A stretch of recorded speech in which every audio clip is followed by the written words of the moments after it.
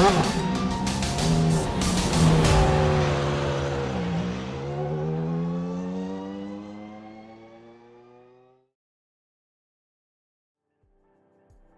racked up a fourth, a third, and a win in the last 4 races, Zamora's surge of speed has made him a real threat.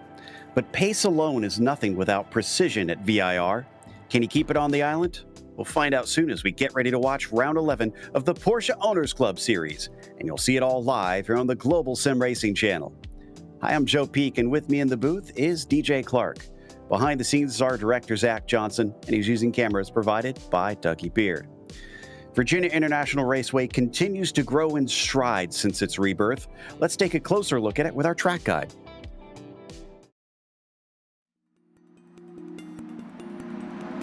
Welcome to Virginia International Raceway. Only a short trip away from the state's border with North Carolina, this track has had the rare blessing of being resurrected from the dead. After closing for a quarter century, once it was rebuilt, it quickly began to draw major sports car series to its halls. The new owners didn't skimp on refurbishing the place either. An impressive 5 versions are available on iRacing with a range between 1 and 4 miles in length between them. With that much pavement, the plethora of corners have earned some colorful nicknames. The Horseshoe kicks things off right away with a never-ending double apexer that tends to suck the greedy out into its runoff. Later on, the climbing S's force you to thread the needle before spitting you out into the steep drop at South Bend. Then, of course, there's Oak Tree, which sadly no longer sees its namesake landmark on the inside of the turn, but still retains its frustrating difficulty. Let's not forget one of the scariest obstacles at the end of the lap, the roller coaster. The incredible speed drivers carry up into this blind braking zone is what causes it to require such immense bravery to get the most out of the lap. While passing can be tricky here, the long backstretch nicknamed Madison Avenue and the lengthy front stretch do tend to offer enough of a draft that you can still give a go at a pass. Still, track position is usually an important factor in most races. With the picturesque backdrop of the Appalachians around them, fans are not left wanting when they come to watch drivers face off at this historic track. It's no wonder the circuit has found success in its second chance at life.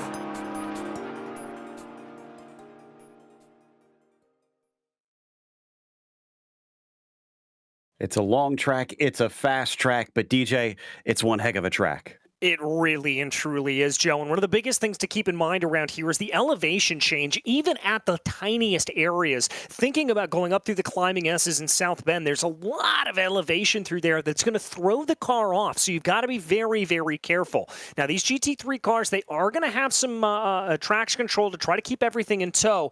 But watch for drivers losing it around this circuit. It requires a lot of commitment, but it's very easy to get wrong. Particularly NASCAR Bend and Left Hook, two very, very tricky areas. Also South Bend. But the crucial corners on the track here at this point, you really need to be able to get a good run off of Oak Tree and coming off of Roller Coaster down through South Bend or down through Hog Pen to be able to get a run into the 2 major overtaking opportunities, Roller Coaster and Horseshoe. Keep an eye on those spots because I'm sure there's going to be a lot of action there into those corners. But before we get to that action, we want to mention our sponsors, Porsche. There is no substitute.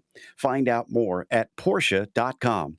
And Game Changer Wealth, helping you become a game changer with wealth. Contact them today at GameChangerBR.com or at 225-664-2565. Well, the championship right now is heavily in favor of Cigar Dewan, but he is not here today. So things are going to switch around quite a bit. And there's a number of drivers who will be out of the championship because they're not here today. Chris Walsh, Tom Layton, Andrew Chinichi, they've missed too many races since they have not arrived. Unless they get here within the next, about 10 minutes. Well, that is it for them. They will not be eligible for the championship, even though they will have the points to be up pretty high. But as I said, AJ Roper's got a good chance on this one, and Gabe Zamora has been launching up the order with his recent good finishes. He could find himself challenging Cigar, but he needs a lot of points to do so. You just can't count anything out at this stage. The good news is that, DJ, this is traditional fare for POC here at VIR. Yes, it is. It's our 11th of 12 rounds here in the final season of the year, racing those 911 GT3Rs, the 992 spec models. For those who aren't familiar, consider it just kind of an upgrade, a 2.0 of the original 911 GT3R. A 30-minute race, so that means it's all-out sprint. You shouldn't have to come down into pit lane, and crucially, it's a fixed setup, so everybody's racing the same thing. The only difference is the driver behind the wheel.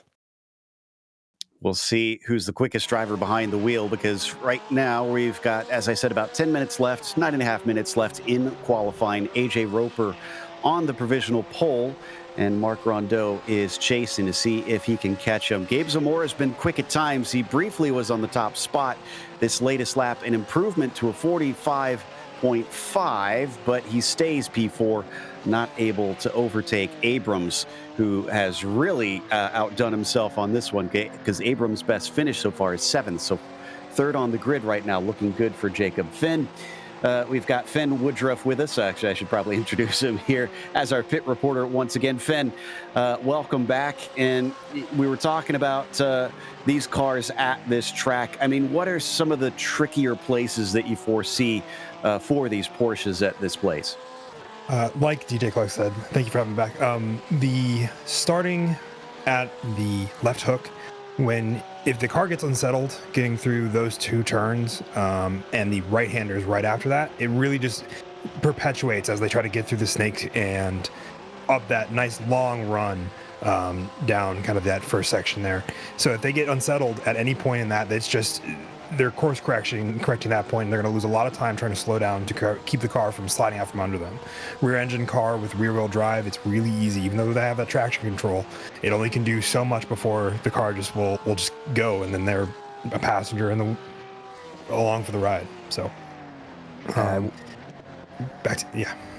I wouldn't doubt that would be the case, especially with that weight on the rear end of these machines. Going to be tricky, no doubt, as down through the roller coaster past Zamora goes Mark Rondeau, still on the front row there for Mark, and Gabe going to get back onto the track. Now, they have the fixed setup here, DJ. So one thing that we've seen is you don't want to wreck the car here in qualifying because, well, the fixed setup means that there's a set amount of fuel, and with 30 minutes of qualifying, burning that fuel off is so important. Yeah, it really is. I mean, now it's not exactly like you're running a single-seater car here at this point where you're going to notice a massive, massive difference when the fuel burns off, but you are certainly going to feel it here on this GT3 style machinery as we watch the 08 of Dylan Scott working his way down the back straightaway. Some of that elevation change that I talked about, you'll get that big dip there, and then full commitment here coming into roller coaster. This is one of the biggest high-low sections of the track. You really got to watch out for that there, but Dylan doing a great job to keep everything together. Yeah, and certainly taking a lot of speed through some of these high commitment turns at the end of the lap. Let's see what his time is going to be as he crosses the line. Don't think it's going to be quicker. It is actually a 46.0 for the 08 car, but he stays in 5th position, does not improve. Still has half a second to make up to catch Gabe Zamora there in 4th. So big gap between the latter half of the field there and the top drivers. But Gabe Zamora only about half a tenth off of Jacob Abrams. So he is very tight to the back of the 728, trying to overtake him. Looks like AJ Roper back out on the track now after a brief visit into pit lane.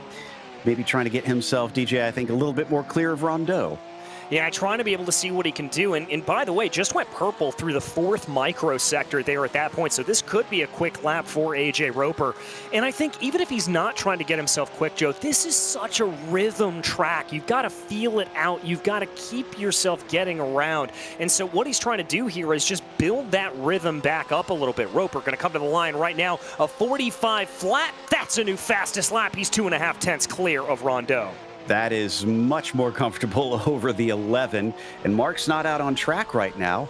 He is in pit lane. Now, I'm not sure if he has actually taken the tow and had to take a new car to get that extra fuel on board, or if he's just waiting patiently before hopping back out. But we check in with Jacob Abrams in the meantime with that Pfaff Motorsports livery on his 7:28, 10th and a half to try and catch up to Rondo. He's on an outlap right now, so this is definitely not going to be a flyer for him, but it does look like he's trying to prepare the car and set up as he takes it very tentative into the roller coaster.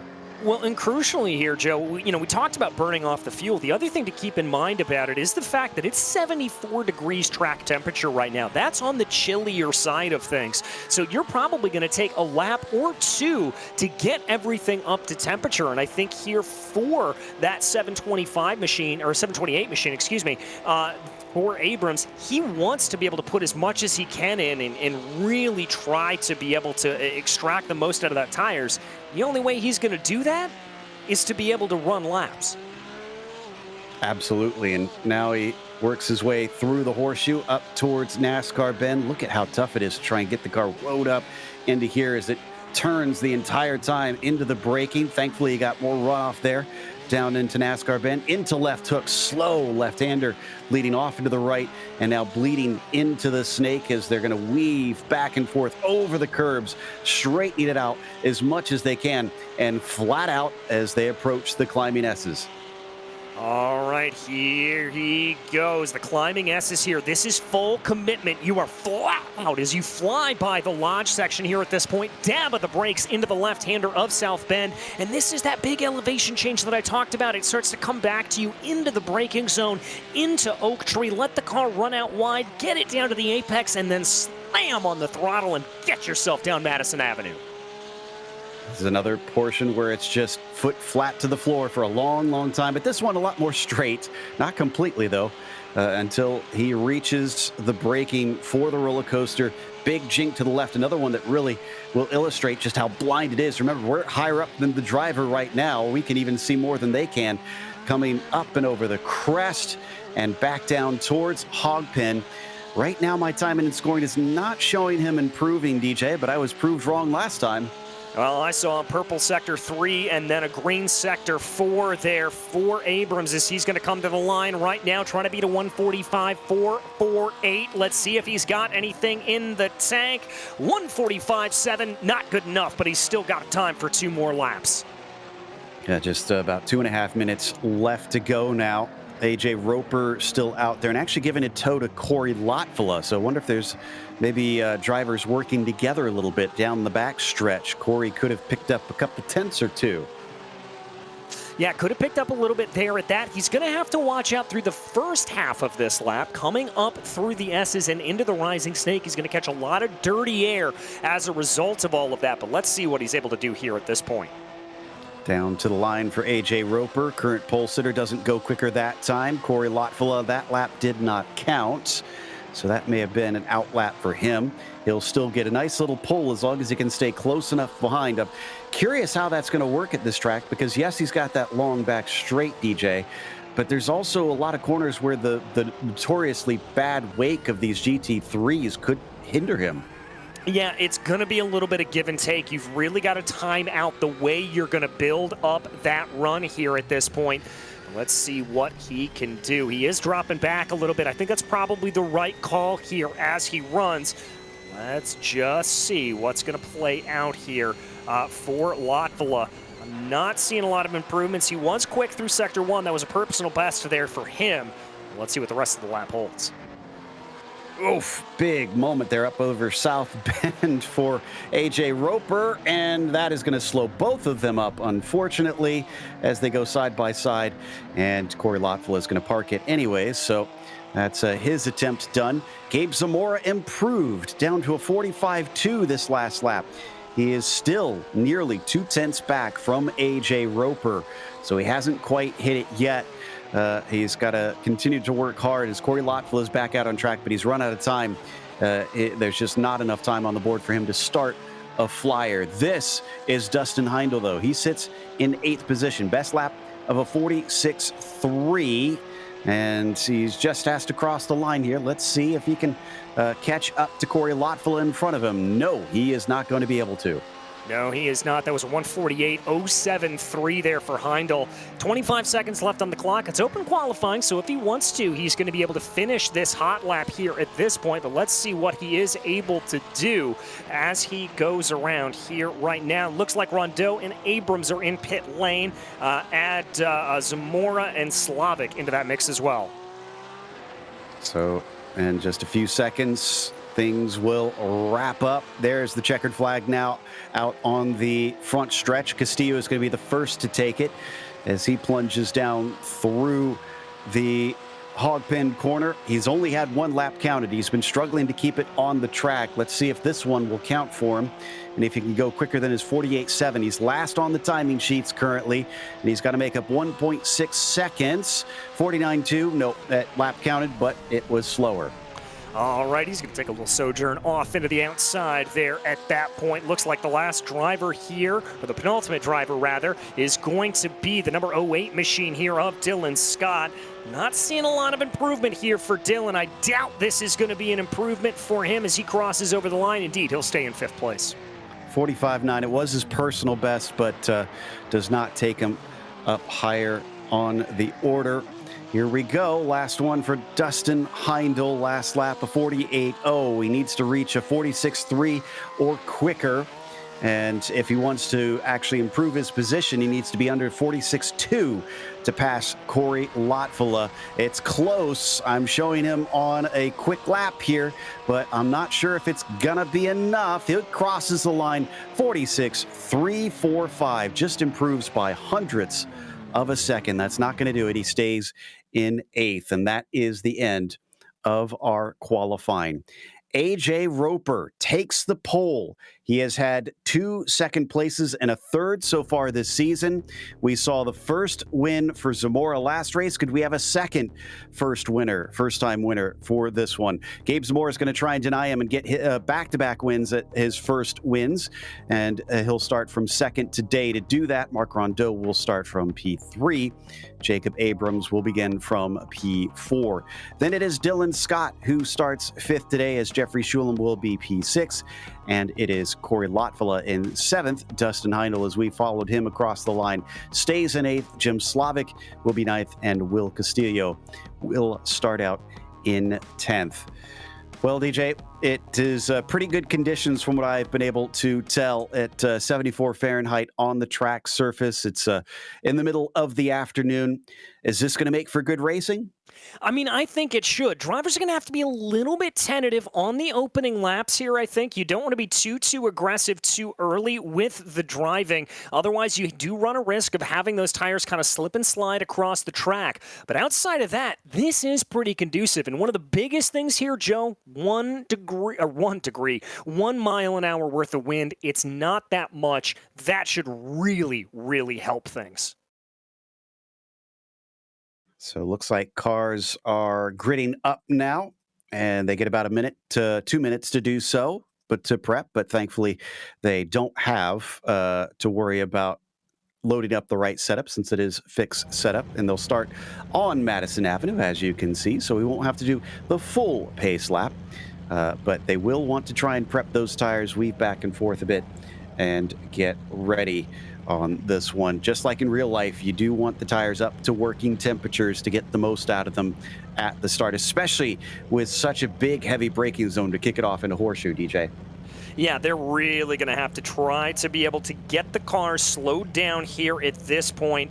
Let's see what they can do as they run. They're going to get going here. Wouldn't be surprised if we see a decent amount of weaving here at this point to make sure those tires get up to full temperature. Yeah, I agree.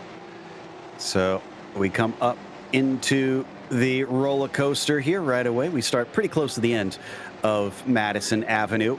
It's not a very long run, and the pace car will lead them down quite a big hill. You really see it here, how much they drop, but getting there in person, you get a better sense of how much elevation change there is at the end of the lap and why it's called roller coaster before it hits the bottom and one of the lowest points on the circuit down here at Hog Pen.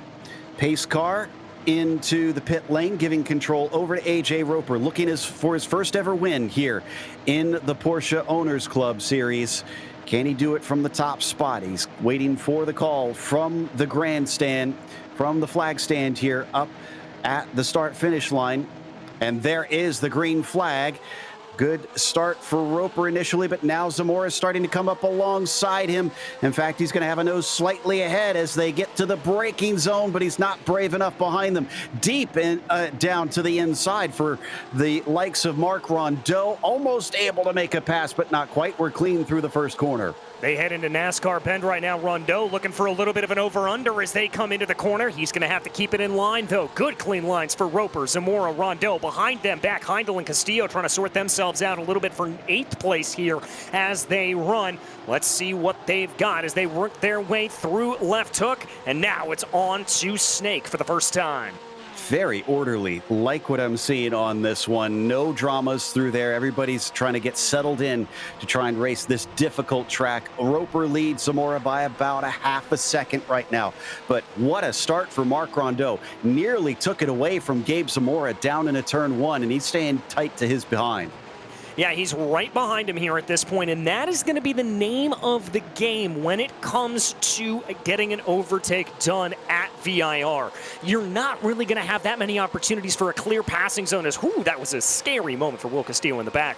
You're not going to have that many opportunities for a clean passing zone, but what you can do is keep the pressure on the driver in front of you and force them into an error. Will spinning up the tires a little bit, but thankfully kept it on the circuit itself. Braking in a roller coaster for the first time in anger. A little deep there from AJ Roper. Zamora saw it. He knows that that mistake could be an open door if he could stay close to him. Coming out of hog pen, he is right underneath the rear wing, and it's a good exit. It's a very good exit. Zamora's going to get a nice little helping of the draft here as they fly down the main straightaway. About a tenth of a second, the gap in between the two. It looks like Roper's going to hold to the inside line. Zamora says, that's fine. Let's do this the long way. And behind them, an attempt by Dylan Scott to try and go the long way around Rondeau. No success for Zamora on the pass. And Scott, same thing. He stays in 4th position. Heavy action at the start of this race, DJ. Yeah, very heavy action here at this point. We're seeing a lot of very good battles, but very, very close battling here at this point. I love what I'm seeing from these Porsche Owners Club drivers. Zamora is laying it on thick. My goodness, just about touched the rear bumper of AJ Roper coming out into the Snake, but he falls off a little bit now that they hit the climbing S's, gives a little bit more breathing room and resets. I think we may have had a problem for Jim Slavic because he was down on pit lane. And he drove it in there, so maybe a bit of contact somewhere that we didn't see. Yeah, maybe a little bit there at that point. We will have to see exactly what took place. Maybe have to go back a little bit more. Let's see what happens here. Is now it looks like Rondeau, now that he's been freed a little bit of that from behind, he's closing up behind here a little bit more. Dylan Scott now looking like he's starting to press. Yeah, Scott and Rondeau have been going at it this lap, and Zamora has got to watch his mirrors. He can't just focus forward on Roper, make sure that he doesn't give an opportunity to those behind him. As we head towards the braking, down into hog pen. Very brave from Gabe, who gains a hundredth or two, but then loses it off the corner. Much better exit for Roper is Rondeau, still being hunted by Scott. All right, here they go, coming down into that first corner. Let's see what they are able to get. A little bit of a look. Roper went slightly defensive there. Fastest lap of the race, though, for Dylan Scott. Love that for him. Yeah, these top 4 running away from Jeff Schulem as well. They're setting a pretty torrid pace up at the front. I believe Fenn has been kind of looking at things with Jim Slavic and has an interesting theory. What you got, Fenn? Seeing as there was only an off track, I believe that Jim might have had some sim rig difficulties or something else happening outside of the simulation itself. So. Something we hadn't considered on that one. So good call there. That seems like it could be likely.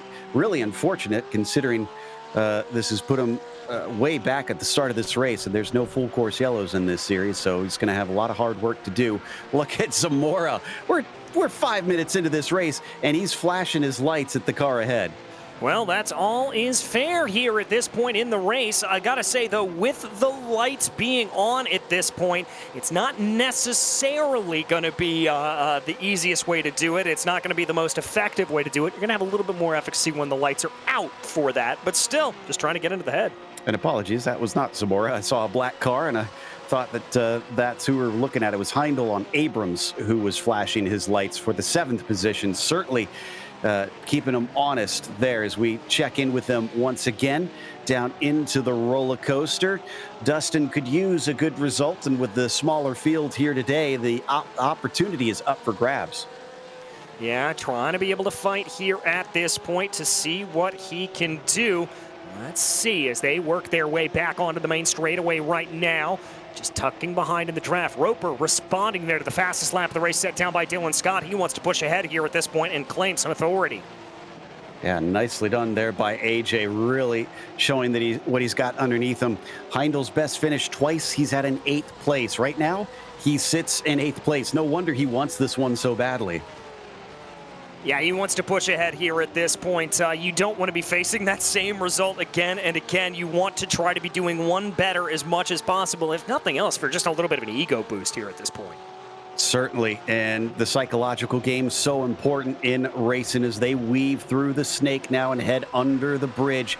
Great run there from the FAF car of Abrams to get himself clear and keeps Heindel from being able to make an attack in front of them. Look at how tight it's getting now between Latvala and Schulam for 5th, though. Yeah, this is starting to get really close. Schulam leading the way. Latvala trying to close in behind here as they come down through Oak Tree. Good run here by Corey. It's very easy to carry a lot more speed if you come down through that corner, especially more than you think you need to be able to do. And at this point, he just played that to perfection. Got a great run here. Look for him to make the pass coming down in a roller coaster. That's a scary sight coming up to the Becky with the Lightning McQueen paint on the Porsche. Oh, honestly, kind of eerie, and down into the braking. He's not going to make the move quite yet. He couldn't get the slipstream in qualifying, but he certainly seems to be making good use of it in the race itself, just making sure that Schulam has to watch the mirrors.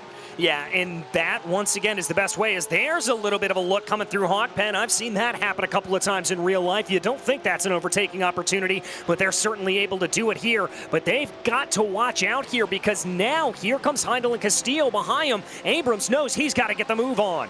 Big defense down coming into the braking zone of the horseshoe. Schulam fends him off. Latvala goes a little bit wide, and I almost saw a touch there between Abrams and Heindel, but now it's become a 4-car fight for 5th. Yeah, it certainly has, and this is the problem around VIR. If you are not decisive, if you don't make that move quickly and you are caught up behind a slower car, there are so few ways to be able to get on by. You have got to go, go, go, and you can get very easily held up. And unfortunately for Dustin, looks like he had a bit of a hiccup there. He starts to lose a little ground. He's no longer as close in the fight. Schulam, can he withstand the pressure? Not just with Latvala now, but with Jacob Abrams as well. And Jacob, let's not forget, started this race, qualified extremely well. 4th place, but back to, again, his highest start position. I think, did we just have a problem for Rondeau? He looks slow there. Yeah, I'm not sure what happened to him there, Joe, but he is well off the pace. He fell back behind Dylan Scott here at this point. Let's see if we can find out exactly what happened as he goes. Fen, I think you've got a little bit of an idea. Yes, just when trying to make that nice clean exit out of Oak Tree, just got on power a little too early, wasn't making sure his rotation was in such a way that he could keep the car under control, and just took a little bit of a drift and got back onto the course without causing any more problems. Well, glad to see he didn't hit anything. That's one of those places where the walls actually are close to the track, whereas elsewhere, I mean, look at this. They're miles away right here, but we're not looking at the walls right now. This is for the lead.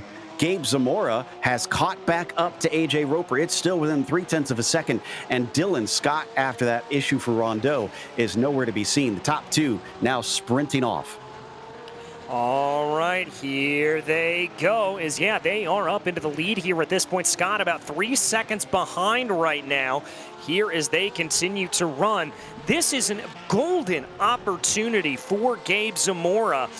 He is in great position here, and with nobody behind him, he can just go on full attack. Exactly. So good call on that.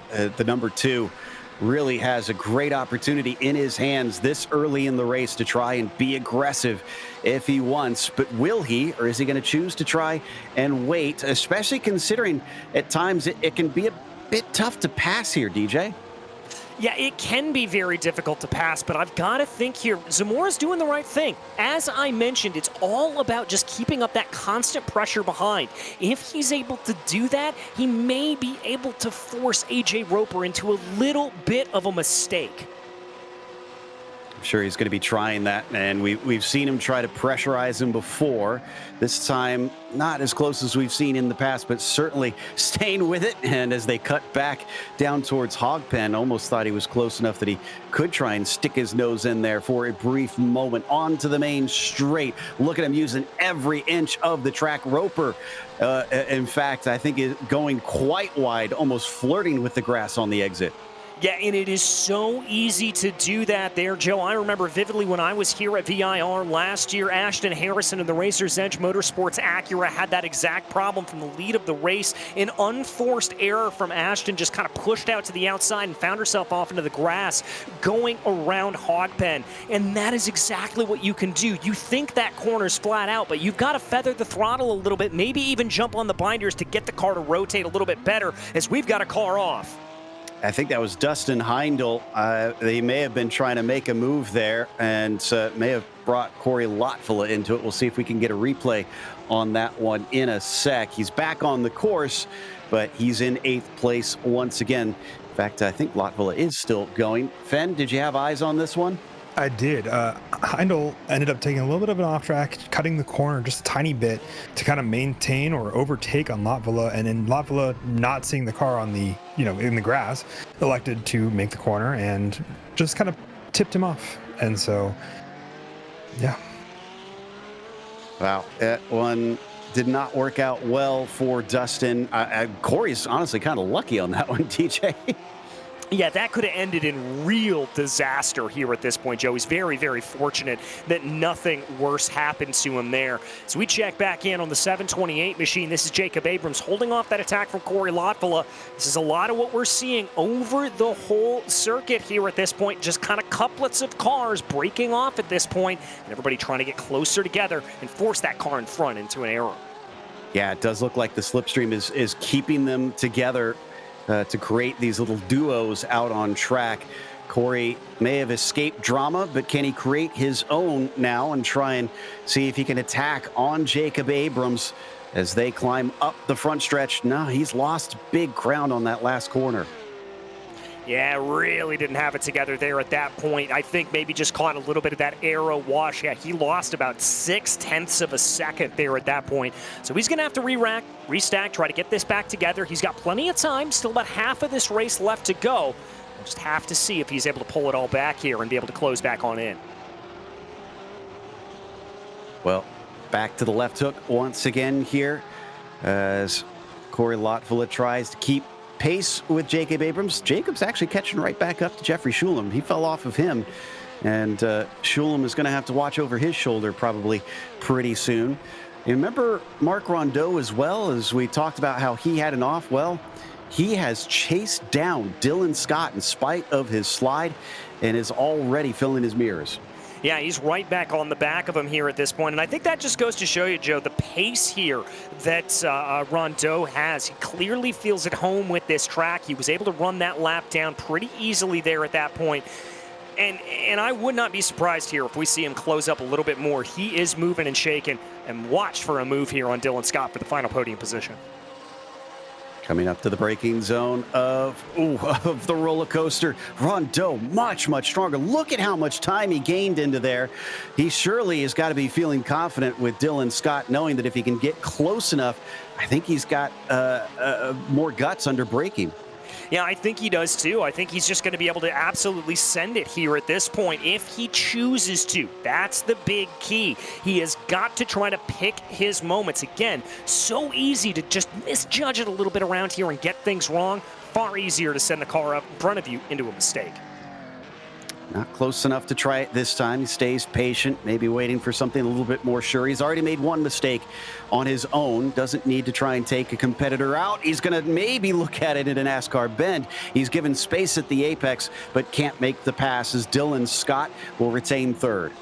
He'll hold on to third for now. That's going to be the key here, but I'm going to keep my eye on this battle, same as I'm keeping my eye on the battle for the lead here at this point, which is still 0.2 of a second away. This is not out of the question by anybody's stretch. Rondeau and Scott have neither had a podium this entire season. They're both looking for their first one. Like I said, a smaller field today means there's a really good chance to earn some stats that you were having trouble before as they both dip their tires into the dirt. They are pushing, DJ. Yeah, they are really pushing here at this point, trying to get themselves to go as much as possible. They're losing a lot of time to the cars in front of them, but they don't care. This is a battle for the podium. Coming back to the right-hand side of the track, Dylan Scott still punching a hole in the air for Mark Rondeau, who stays within his tire tracks up the hill. And Rondeau is getting pulled in, but not quick enough. But once again, look at that. The accordion effect is some of it, sure, but I swear he is just gaining tenths every time into that turn.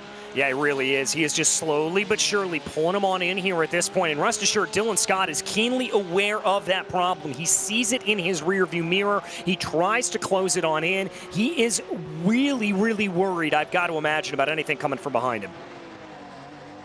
Gaining in once again. This time he's a lot closer. But again, he feels like he doesn't have the opportunity. He stays right behind him. Look at the... Whoa, that's going to do it right there. Off track goes Dylan Scott.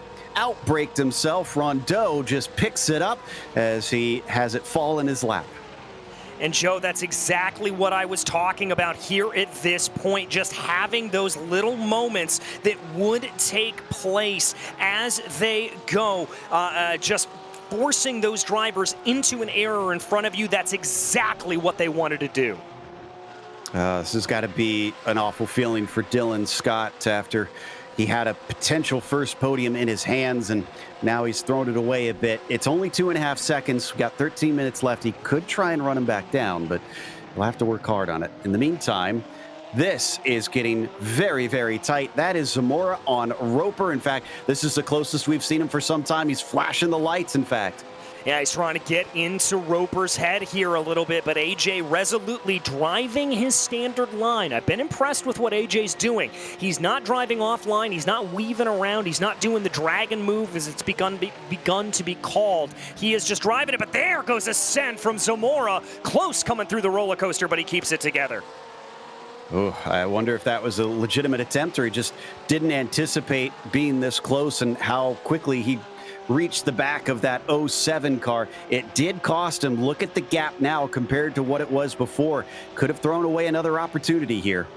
And that's the thing, risk versus reward. That's what you're weighing the entire time here at this circuit. It is the risk of throwing it into the corner and being able to walk away with it, and then the chances that can all go to naught. And it seems like they're relatively close on pace because he's not rocking right up to the back of him immediately here. He's having to push hard to try and reel him back in as they head through the left hook and back into the snake. Now, they have gapped Mark Rondeau by about 7 seconds. We know that Rondeau had a bit of a slide earlier, so that accounts for some of it. But even still, they have been absolutely running away. While this settles for a moment, I do see that Abrams and Shulam is starting to pick up once again. Yeah, I just switched that over to my perspective there as well, Joe, as this is Shulam holding off an attack from Jacob Abrams. Remember, Abrams down 2 from his starting position, not the spot that he wants to be in necessarily, so we would kind of assume here that he's got a little bit more speed than Shulam in front of him. He may be able to make this move before the race is done and dusted. And I know there's fewer cars in this one, but I'm a bit shocked that we've only got 3 drivers who have gained 1 position each.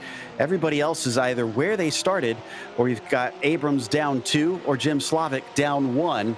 It has not been a day of massive gains. It has been more just trying to prevent losses for these drivers. Abrams pulling along here along Madison Avenue. Shulam just going to try and hold ahead here into the braking and hit his marks into the roller coaster so that he doesn't hand over another easy spot like we've seen elsewhere on the track. And he does hit the apex beautifully coming down the hill. All right, good lines there from everybody all the way through here at this point. I'm not seeing that many ways around here at this point. Shulam's doing a good job. AJ Roper, by the way, starting to grow a gap up at the front of the field as he just put in the fastest lap of the race. I was kind of noticing that too. Big defense here from Shulam. He's going to be a bit offline. Abrams will gain because of that, but there's just no way past here through the double apexer of Horseshoe. But yeah, AJ Roper up to 1.2 seconds I can see on my timing and scoring. He's starting to turn up the wick. Let's stick with these two for now because Abrams continues to just try and keep himself in the mind of Jeffrey Shulam at every corner of this track. All right, let's see here at this point if he's going to be able to get anything to play right now. Again, Abrams isn't really going to have an overtaking opportunity until they come down Madison Avenue, but that's not going to stop him from poking his nose to the inside and the outside. In fact, he's taken a much smoother line up and over through the climbing S's, through South Bend. He's right there, forcing Shulam to go defensive down into Oak Tree. An unusually difficult place to pass typically, but he felt vulnerable.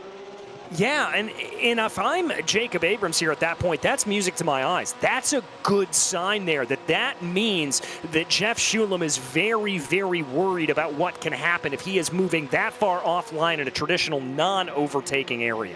Well, let's see if Jacob can read the sheet music and if he can manage this overtake on Shulam as they come up into the roller coaster. That time, Shulam looked a little bit deep. He is starting to show a bit of cracks. We've seen him go defensive. We're starting to see some moves or some brake markers missed into some of these corners. This is a lot closer now, DJ. Jacob is there.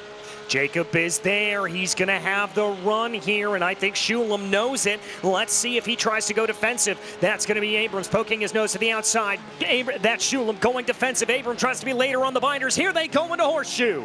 Oh, he almost gets fully alongside him, but just there's no grip around the outside there. Unfortunately, he's going to have to try something different perhaps next time because even though he looks strong, I just don't think he's going to be able to do it the long way around. He's going to have to figure out how to get to the inside of Jeffrey.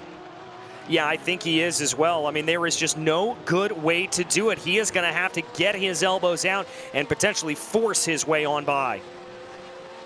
Out of the snake and towards the climbing S's. This is our closest battle on the track right now for the fifth position, with Shulam holding the upper hand. Only 7.5 minutes left to go. This race is kind of zipped by, honestly, with these battles that we've had on track. Yeah, it's been very, very good running here at this point. Very clean running for the most part. We've really only had that one little thing there, and this race is almost done. It's pretty fantastic. We might want to get a replay on Jim Slavic. He just made a pass on Castillo, banging doors for 9th place. Yes, I know it's much farther down the order, but fantastic stuff from him. As we take a look at Corey Lotvola now, who is also being chased by Dustin Heindel. Corey and Dustin have already had their own little dust up, but will they be able to make it clean this time? Well, let's see indeed, as here they go. Heindel had a little bit of a good run, but had to brake earlier coming down into roller coaster. That's going to delay his momentum here at this point as they come down through a hog pen right now. He's just poking and prodding, trying to see if there's any opportunity to be gained over Corey Lotvola. Decent exit here from Dustin Heindel. He's going to get the pull. Let's see if he can try something down into turn 1 and actually make the corner this time. This is where it went wrong for him before. And Lotvola, at first I thought he was going to defend. Now he leaves the door open. Heindel thinks about it. He's going to make the corner this time, but once again, way far to the inside. And that's not going to do it. In the meantime, I do believe we've got a replay spooled up for the battle that we had between Slavic and Castillo. Let's take a look at this up into the roller coaster. Already damage on the front of Will Castillo at this stage. And down to the inside, coming into the braking zone. Brave stuff from Slavic. He knows he's got very little to lose at the back of the pack as they come through the corner. Did they actually touch? They did, and he's going to be able to push his way through, DJ. Yeah, just muscled his way on through there at that point. That was a good run there from Jim Slavic. He knew he had the line, he knew he was committed to it, and he just pushed ahead. That'll net him 9th place, so he's back to where he started this race. That means only 3 drivers are out of position compared to where they started on the grid. And 2 of them we've been watching right here, Shulam and Abrams.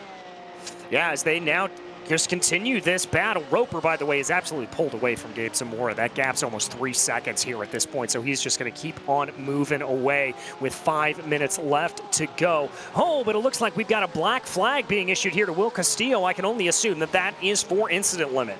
It must be, yeah, because I don't think that's for a cut course there. He'll have to come in and serve that. Unfortunately, when the drivers hit 17 incidents, they are given a drive-through. I wonder if that has to do with the contact that he had, because that's 4 incident points right there. Yeah, that's probably it there at that point, so that'll take care of it there for him. And that will be a drive-through penalty, I believe, by the rules of the Porsche Owners Club. It is, but look at this. Drive through up into 7th for Dustin Heindel. It took him a couple tries, but he figured it out eventually. All right, nicely done there, Dustin Heindel. Good move. Oh, looked like a little bit of a fight back there, potentially from Latvala. He didn't want to give that one quietly. So now we have 2 more cars that are off of the position that they started in. A little wide there for Corey, sliding through the right-hander, and he loses some time to Dustin Heindel, who would no doubt like to run away and get himself some clear air without any pressure from behind, especially considering we've only got, let's see, maybe 2 laps left here. This is going to be close. Actually might be 3 laps here. All right, here they go. Yeah, I'm not going to be great at math here at this point, Joe, but I think this should be 2 to go by the looks of it. Yeah, so at 1:45 each, that means, I believe, a 3:30 left. Yeah, and they're under that now. 2 more laps left for A.J. Roper. What a race he has run. He's been put under pressure, and not only has he withstood it, but he's managed to pick up the pace and run away at the end of this one. He's just got to make it 2 more laps to try and bring this one home, although that looked like a little bit of a bobble coming off of Horseshoe. Yeah, a little bit of a bobble there. Didn't lose all that much time, only a couple of tenths back to Gabe Zamora. But we got to check back in on this battle with Shulam and Abrams, because it's getting a little electric. Again, Abrams having to try and find his way inside, but Shulam covers him off down into the corner. Been doing a good job maximizing the alternate line down into that right-hander as they switch back through NASCAR Bend. Still, Jacob Abrams is all over him, making sure that he cannot relax. Yeah, really and truly can't. Just trying to amp up that pressure as much as possible here at this point. Just pushing and shoving his way around, trying to see if there's anything that he can do. As we start to approach a lapped car, this is Will Castillo after having served his penalty. He's got to find a way to get out of the way here. Hopefully this won't interrupt this battle as they go over South Bend, and he's off course. Off course in front of him. That's not what they wanted to see. That can be a scary moment coming through South Bend. Oh, I think a little front to rear contact there. He goes off in the background, and there comes Shulam muscling his way on through. Abrams getting through up into 5th. Wow, just the distraction of that lapped car in front was enough, and Jacob Abrams finally got the chance that he needed. I don't know if they actually touched, but it certainly was tight between them. Yeah, it certainly was, and you were right. That was Abrams that came up on through. I just can't read a timing screen here at this point, Joe. I think that's clearly my problem. And by the way, I do believe white flag is in the air for A.J. Roper. It is. There you can see now on the timing tower. 1 to go for the orange and blue 07. Zamora nearly 3 seconds behind. All AJ has to do is bring this one home. Roper with a second in round 2, a third in round 3. Wasn't on the podium until last time out. It took him a while to reach back up to these stages. and Interlagos certainly showed there were good signs that he was back on form. Can he finish this one out? It looks like maybe he is backing off slightly. It's down to 2.6 seconds now. Yeah, I think he's just managing the gap here a little bit, Joe. He knows he doesn't need to push all that hard. Why risk absolutely going for broke here at this point if you know you're coming on the white flag lap? This has been a long time coming for Roper. He's been looking for the right opportunity. Some of the quicker drivers were not here today. He probably knew that this is a good chance. He's been, I think, actually on the pole a couple times that we've seen as well. He's been quick when he needs to be, but the stars have just not aligned in the past. A couple more corners to go as he sends it in to Roller Coaster for the last time, and just has to make it clean to the start-finish line. He does have Jim Slavic in front of him, but I think that won't be of any concern as he's not going to be able to catch him before the start-finish line. Out of Hogpen, he's well clear. The 07 will finally get his first win here in the Porsche Owners Club Series. A great drive here for AJ Roper. Withstood the pressure there of Gabe Zamora, put this thing on pole and drove a fantastic race. Flash of the headlights. Well done, AJ. Zamora couldn't make it back-to-back wins, but still a second place for him. He's got to be thrilled that he's still looking quick here today. And Rondeau gets his first podium of the season. His previous best finish was, I believe, fifth place. Yeah, fifth place finish earlier in the season that he had multiple times. As Shulam could not catch back up to Abrams, who actually distanced himself quite a bit for that fifth. Yeah, certainly did. He got a little bit of a breakaway going there at that point, so a very good run for him to be able to hold on to that as he brings it through the last couple of corners. Last of the drivers wrap it up, and we are going to take a quick break as well, but we are not done. We'll have the unofficial results as well as driver interviews coming your way.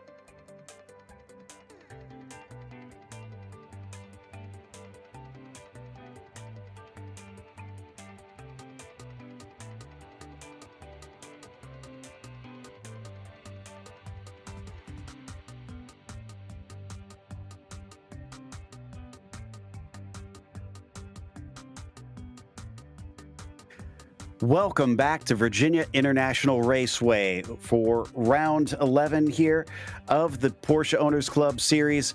AJ Roper has finally managed to get himself a win, and he had to fight for it. I think despite not having the quicker drivers here, he needs to be proud of himself, knowing that he fought off Gabe Zamora, who has already taken a win. So he has fought established drivers. Mark Rondeau also getting his first podium this season, finishing third. Dylan Scott was P4, with Jacob Abrams finishing fifth after he fought with Jeff Shulam for much of this event. Shulam was sixth, and Dustin Heindel wound up in seventh. He was in a battle with Corey Lotfula and actually had contact at one point.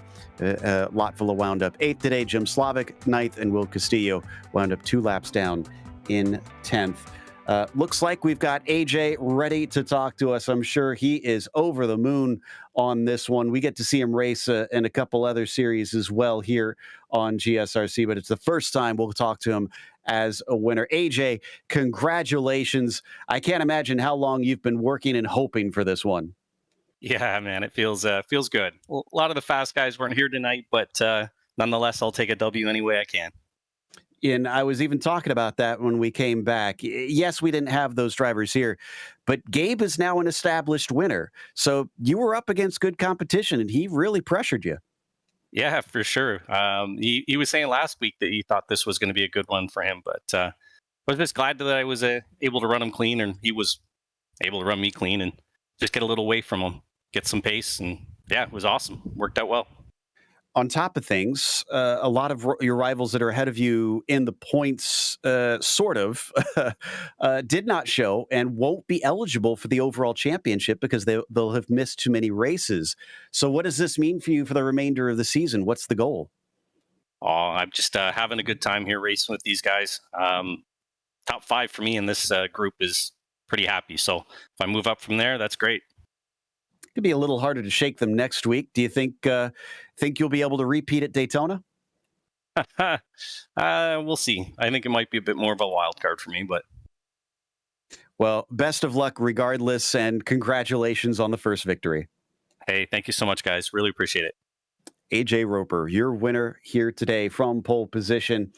And after that, I believe DJ has caught up with Gabe Zamora, who finished P2. I have indeed, Gabe. A great run for you there in P2. It looked like you almost had it there to be able to keep up with AJ, but just weren't able to seal the deal. Yeah, it was tough, man. It was tough to try and make a pass on this track. Didn't really seem like there was too many opportunities, to be honest. But yeah, following him that close for that long really killed the tires. Oh, I was going to ask if that was the case there, but were you ever tempted to try to make that move down to the inside, or was it really just an issue of trying to see if he'd make a mistake? A little bit of both, right? So trying to see if he'd make a mistake through the S's, but down the long straights, seeing if I could close the gap enough to find something. But he was defending pretty good, and he had a pretty smooth race. No mistakes at all. Well, a good run for you here, nonetheless. How are you feeling about when we head to Daytona in a couple of weeks' time? Oh, that's a fun one. I didn't know we were going there, but that's good news. I like that track a lot. Well, all right. We are very, very excited to be able to do it. Gabe, congratulations here. Anybody you'd like to thank? Thank my friends and family, of course. And thank you guys for putting on a show for us. And congratulations, AJ. All right. Thank you so much. That was Gabe Zamora, your second place finisher here tonight, Joe. And it looks like down on pit lane, Finn Woodruff has caught up with Mark Rondeau, who gets his first podium this season. I certainly have. Welcome to the podium, Mark. How is that feeling? Feels good to finally get here. Been a long time coming. Mm-hmm. Qualified third, finished third. How was that slide and that impact when Dylan slid past you? That was frustrating. I knew I was in a little hot. I was hoping I wouldn't slide. And I was hoping I was only going to lose one place, and I did. And then Dylan was kind enough to make similar mistakes and let me pass him, which is great because this track is really hard to pass at. Mm-hmm. Something we were noticing all race was the passing maneuvers that were not being made, but not being made. How was that recovery? You know, I was going to ask you, but I think you already answered it with the Dylan making similar mistakes. But yeah, I just put my head down and tried to drive clean and not worry about the speed and see what happened. Awesome. Anybody you'd like to thank now that you made it here?